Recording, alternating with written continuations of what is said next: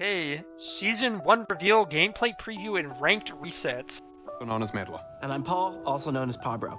We're back with the final dev update of 2024. Today is November 8th. We just wanted to give you a warning. We will be talking about Arcane Spoilers in our first section.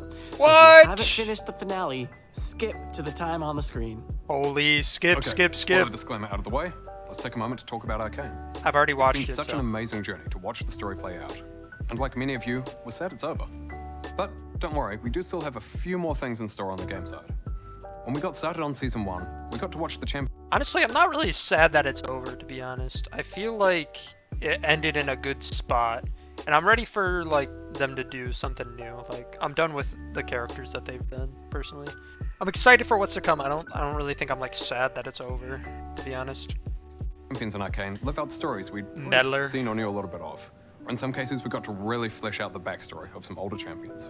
With Season 1, Caitlin received a visual update to better align the game and the show. And for Season 2, we're doing something similar for Victor. And tomorrow, you'll see his update hit PBE. We're not pulling a Gangplank and disabling him because he's dead. Well, hold on. I think you're onto something with killing Gangplank and other characters. Okay. Anyway, we wanted to better represent his evolved, So, powered-up Victor, form shown in Jace, Arcane, and the personality Heimerdinger, that goes along with it. all of them Victor's are update gone. is primarily focused on updating his visuals, audio, and backstory. We want to showcase the striking evolution and changes you just saw him go through in the show. So we're going to keep the gameplay you know and love, with a slight change to his ultimate. The ult will still function largely the way it does now, but it'll get bigger with every kill until the ult is over. What? We wanted to mirror the feeling from Arcane, where he manifests a massive, growing storm that consumes everything around him. What the We also updated all of Victor's skins. We do want to point out that because of the updates to Prototype Victor, his price will be increasing from 520 RP to 750 RP. So if you want to get him at the cheaper price, make sure you get it before his updates go live. All right? I have that That's it for the skin, answers. so I right don't now, need it. We'll hand things over to Steph and Chad to talk about seasons. Hey everyone, I'm Chad, aka McIver. I'm the seasons lead on League of Legends. And I'm Steph, aka 100-piece Bro's got the brain dead sweater. nuggets or the cosmetics lead. In the last dev 100-piece update, Medler and nuggets, that's Pablo a mentioned we're crazy introducing thematic seasons. So today, we're here to talk more about what a season is, what to expect with the theme, and what the experience is going to be like both on and off the Rift. Over the years, we fleshed out the world and regions of Runeterra, as well as various alternate universes like Star Guardian, High Noon, or Darkstar. We've highlighted these worlds in moments like summer events or narrative drops around champion releases. Now we want to take that immersion further with our new seasons. So next year, we're going to have 3 seasons, each around 8 patches long, where we're going to follow champions. No, dude. Bring back like 2 splits, please. I'm sick of this 3 splits. It is easier to climb, but it doesn't feel as rewarding. Ugh. Around different regions of Runeterra. Each one is going to have its own theme, but we're going to have an overarching narrative that connects them throughout 2025. All right, that And sounds cool. each though. season's theme will be the anchor for most of the content going into the game as well. In the past, we've had these big releases like Swarm or Spirit of Hearthhome. They're super memorable and fun, but they're also not connected to a larger integrated moment. And in seasons, we want everything to connect together. That means things like gameplay updates, modes, mini games, and champions will mainly have a strong tie to the season's theme. We'll have okay. a bunch of skins that celebrate that seasonal theme, but we'll also continue to invest in a wide variety of skin lines that are unrelated to the season as well. So expect to see cosmetics celebrating Lunar Revel or things like bees. Ultimately, our goal is to immerse Things you in that the parts already of the are world out? that we're visiting What? from the moment you open the client to the moment you see the victory screen and everything in between. So enough tiptoeing around it. We know that you want to know. Or the defeat screen, all right? Be a little bit more welcoming. I don't know the word that I'm looking for. Open, yeah, be a little bit more open, all right? Some people lose. Not me, though. What season 1 is. So for our first ever season, we are headed to the land of strength and domination, Noxus. Okay. Hey everyone, I'd I'm never Ryan lose. Frostbone, lead gameplay designer for League. And I'm Riot Oberon, project lead of the Summoner's Rift team. Next year, when you step onto the Rift, it'll look a little bit different than you're used to. We want seasons to be a way you can immerse yourself in League, especially once you load onto the Rift. So we have a preview of some of the updates you can expect in Season 1 of 2025. we're headed to everyone's favorite region of fierce fighters, too. cloak and dagger magic, and strength, above all. Prepare to be... decimated! That's crazy. Beyond the Noxian invasion of the map... Look at bro's face. Look at him. Beyond the Noxian invasion of the map, we've also made some gameplay improvements and changes for next year. That guy is It wouldn't be a crazy. new season That's so without an overhaul to crazy. the item system. Just kidding. But Nice. there are some Noxian-themed boot upgrades, but it's not as simple as picking them up from the shop. In fact, they Wait, come what? along with a new mechanic, Feats of Strength. There are 3 objectives that your team can claim Feats of throughout the game. strength. First Blood, First Tower, and first 3 epic jungle monsters. First 3. Wait, does that count as just like grubs? Because grubs count for 1. Each grub counts for like a legend stack. I have not watched this. This is my first reaction, live reaction. Subscribe to the YouTube channel. Follow me on Twitch for daily streams, by the way. 6 to 10 p.m. EST, just saying. Also join the Discord in the link tree down below. This is amazing. I'm hitting every single buzzword that I can possibly find. 3 grubs is 1. Oh, okay, I see. The first to complete 2 of these 3 objectives. So for example, First Blood and First Tower, your tier 2 boots will transform into new versions with slightly better... Wait, how much? If your team is the first to complete 2 of these 3 objectives, so for example, First Blood and First Tower, your tier 2 boots will transform into new versions with slightly better stats. You'll also get access to powerful Noxus-themed boots, which you can purchase as a final upgrade. Oh. We want Feats of Strength to celebrate early game successes without immediately snowballing the game out of control. We're experimenting with different types of power progression, to see how it feels for a reward in the early game to open up more choices in the late game. Okay, I'm gonna pause for a sec. This is like my actual thought about this. It feels like he said it's not supposed to snowball, but if your team gets the objectives, not only are you snowballing your team because you're stronger because of the objectives, but now you're snowballing them even harder because they just got an upgrade for boots that not everybody can technically get. Because if your team gets every single objective, the enemy team can't get boot upgrades, right? Unless you can get the boot upgrades like later in the game, maybe if you're behind. But that seems like it snowballs harder than how it is now. You can't, right? So how does that not snowball the game more? Okay, sure. We're also introducing Nexus turret respawning. An incredibly frustrating I did hear about experience this. is just That's winning pretty a late game cool. team fight only I to like lose your that. Nexus turrets. You kept the game alive, but at what cost? True. Now it feels like your I be team's having that a doomed lot. to hang around in your base for another 200 years, babysitting an open Nexus. 200. Hey, did you hear that? I heard a little bit of 200 years. It's like another buzzword. To give your team a better chance at coming back from these situations, The turrets look your cool. Nexus turrets will now respawn So after a does the set Nexus. time once they're destroyed. Now, your team can rally for an epic comeback without having to worry about it Expecte? forecasting. Holy We're also shit, adding some new Expecte. minor runes to rebalance some of the vision-related options in the domination tree. 6th Sense. Grizzly Memento. Yeah, first blood's And kind of Deep Ward. crazy. Oh, 4 health ward. Nah, showing Jin there is crazy. As well as a new addition to the sorcery tree called Axiom Arcanist, which makes ultimates more powerful. Axiom. We also couldn't resist changing items just a little bit. So we're adding some small scope adjustments to tank items and adding a new item called Bloodletter's Curse. Well, new-ish. It'll look familiar if you've spent time in Arena. But if you haven't, Bloodletter's Curse reduces the target's magic resistance from repeated spell hits. That's which is kind sort of of like wow. an AP version of Black Cleaver. Okay. Finally, let's dig into the biggest Bringing update that of in. the season, Adakon, Bringer of Ruin. The new epic jungle monster is drawn to death and destruction. He will spawn Whoa. only once at 20 minutes on either the top or bottom side of the map, What? whichever side has seen the most champion damage and kills by 14 minutes. What the To heck? signal where he'll make his entrance, All right, let's be honest. If it's a tank v tank matchup top, it's always gonna be top side.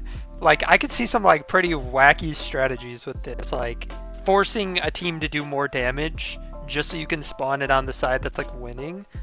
That'd be kind of interesting. White Cleaver. Holy shit, we are getting White Cleaver. Otacon is from Legends of Runeterra. Ooh. Adakon's arena will spawn, adding new permanent walls to that side of the map. Adakon's dark influence will also cause blood roses to grow periodically in the areas where champions have been killed. More death means more roses. Interesting. Blood Roses drop bloody petals for your entire team, which stack any number of times and last through the entire game. For each petal collected, your whole team gains a small experience and power boost. So if you see one, grab it. What? Otacon has two forms, Ooh. Ruinous and The Voracious. left one looks like Higher Aatrox. action games spawn with Ruinous Baron. Otacon, who you might want to fight up close and personal to Alright, avoid sounds his good. constricting rings of damage, which creates the perfect chance for an ace and a steal. Killing Ruinous Otacon grants bloody petals to the team who kills him and spawns a grove of blood roses in the area for anyone to collect. Voracious Otacon spawns in lower action games. He does less damage to his enemies, but as his name implies, is hungrier. As his health gets lower, he gets an increasingly more powerful drain ability based on missing health. The team who takes down Gonna Voracious suck. Otacon gets a one-time rebirth buff, similar to Guardian Angel. What? So now you really have a reason to force that team fight. What? That's busted. A free GA? Dog, that's crazy. We're introducing Otacon for a couple of reasons. First, unless you're T1, a 20-minute Baron is pretty tough to get.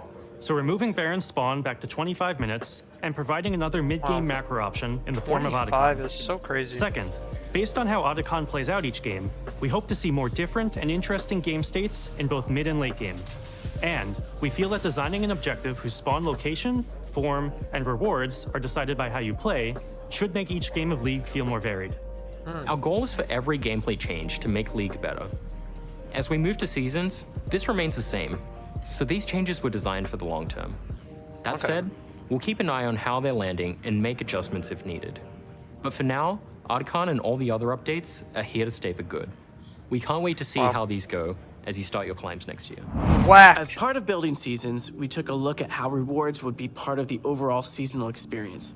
That led us to updating our reward systems. That means things like event passes, champion mastery, honor rewards, etc. We felt that this was a great time to address some problems that have built up. We're going to dive into those details, so bear with us. First, over the years, these systems have become needlessly complex. With an excessive number of currencies, unnecessary steps to craft and claim rewards, overlapping loot types, we could go on. I've been given some key fragments that you have to then craft into a key that you pair with a chest, that you open up to get another key in a chest and some essence that you open up to get a skin shard that you pair some orange essence or reroll to eventually get a random skin. That sort of level of unnecessary complexity going on. Secondly, those systems are all scattered throughout the client. What you can earn, how and where you track it, etc. sucks. And third, events and the rewards being only sometimes available make some moments less rewarding to play League. So, here are some of the changes we I don't make. think it's less There will rewarding. always be a battle pass active, with both a free and a paid track, with the price the same as an event pass today. You'll get pass rewards through the tracks, meaning we're removing the event tokens and shop.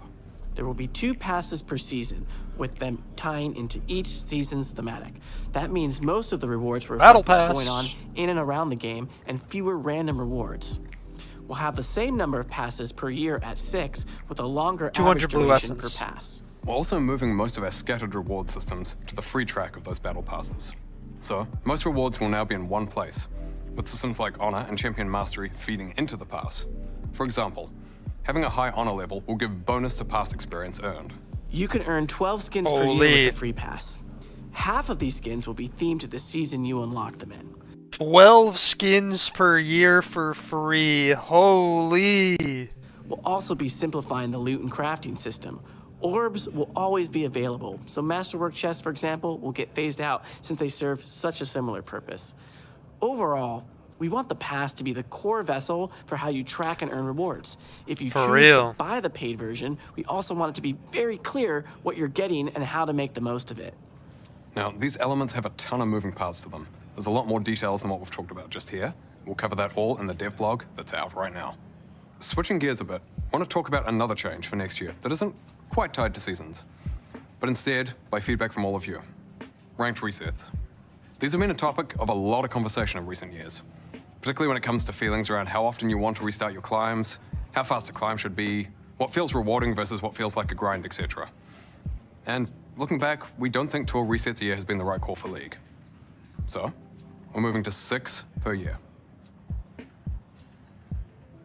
Okay, just kidding. Please put down the pitchforks.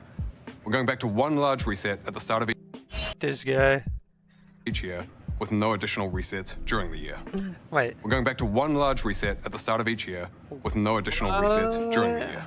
Rank system tuning in terms of Wow, the size okay, of the so January no- reset, the number no of the games to resets, climb I on see. average, and other systems will be Throughout the similar year. to the numbers we used back in 2022 and before. That said, there will still be 3 Victoria skins you can earn, 1 for each season.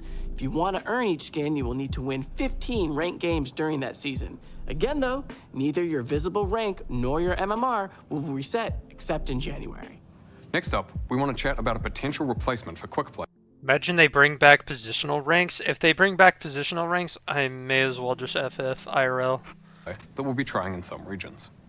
It's called Swift Play, and it's meant to be a lower stakes experience than Summoner's Rift, Valorant! though with more strategic elements than you'd find in, for example, ARAM. You'll still have the same core elements that you'd expect to find in a game of Summoner's Rift. You know, farming, snowballing, team fighting for objectives, etc. But with added changes to keep all players more competitive, like ramping gold and XP as the game goes on. Those changes won't make it so you can suddenly jump ahead of your opponent if you're 0 and 10, but they will make it so that even if you're down, you're never completely out of the game. The Wow. fact that Swift Play is also less punishing when behind should also make the mode ideal for those of you looking to play with friends you wouldn't be willing to put your LP on the line for. As mentioned, Swift Play will be rolling Y'all out in too bad for January to me. replace Quick Play in select regions, so we hope you'll give it a try and let us know what you think when it hits live. We also have a blog dropping today with more details, so be sure to check that out. And last, but hopefully not least, we've got some changes coming. Good, blind pick was bad. Hyper roll in League before GTA 6. To the practice tool. Over the years, you've told us that it's a useful but somewhat limited way to get better at League. The most common desire we've seen people bring up is to practice with other players, whether it's in one-on-one duels with a friend or on a full teamfight drill with a pre-made team. Practice Right, Tool wasn't right. built with multiplayer in mind. And we've had some cautions about how League could be a lot less fun if the optimal way to get better is to spend almost all your time in Practice Tool rather than playing real games. But we do think we've likely been too cautious here. So we're going to be giving multiplayer Practice Tool a try. You should see that on the PBE soon. It's an Hey, experimental feature, big! and we'll That's probably actually encounter a really interesting big. range I of bugs. really like That that. said though, we're looking into whether we can ship it as part of season start in January. Oh, And if that's not on track, we'll give you an update as to where it's up to. that'd be really Before we sick. wrap up, one last seasons thing. We'll be changing up how we name patches to match seasons. So instead of patch 15.1 coming out in January, it'll be patch 25.s1.1, calling out the year, season, and patch number. Season 2 will then kick off in patch 25.s2.1. You get the idea. Okay, that is it from us today. The next time you hear from us will be in January, at the start of the season. We'll be back then to share some extra stuff that'll come out later in Season 1. We do want to acknowledge, though, that we've covered most of the big changes that you'll see day 1 next year. That said, still got a few surprises left. And of course, we'll have the cinematic to kick things off. To no one's surprise, we can confirm that it's also going to focus a lot on Noxus and Noxian champions, but that's all we can share for now. We hope you all have a great December, great holiday season, and a happy new year.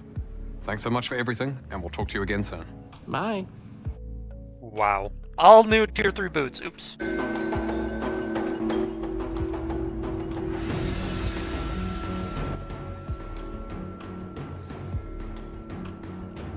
Right, that's what I'm saying, Darkfire. Chain-laced crushers. 30 MR, 50 move speed, 30% tenacity. After taking magic damage from a champion, gain a 200 magic shield for 4 seconds, and it scales with health. Oh my god, what? And this scales with health too? Oh my god. Oh, that is so crazy. Imagine the Scion. Or imagine Galio. Gunmetal Greaves, Noxian Gate.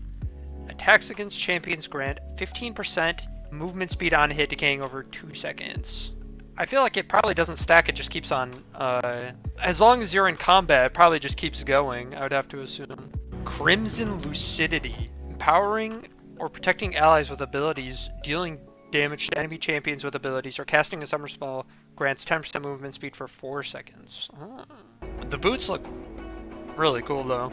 Spellslinger's Shoes. 19 magic penetration. Oh, what? 10% magic pen? That's disgusting. What? Huh? That is insane. You build these boots, and then you go Void Staff, and then you just do true damage. That is ridiculous. What? Gain 5% total move speed. Yeah, that's about what you'd expect from Swifties, I feel. Swift March. Not anything crazy, but it definitely could help people that build it. Forever Forward. I gain 45 movement speed and 10% total movement speed when out of combat. Wow, okay. 10% total move speed. That's crazy. Honestly, I feel like to make it more closer to what Sorc shoes have, I feel like it would be like 5% or like 10% when going towards enemies or something like that. I don't know.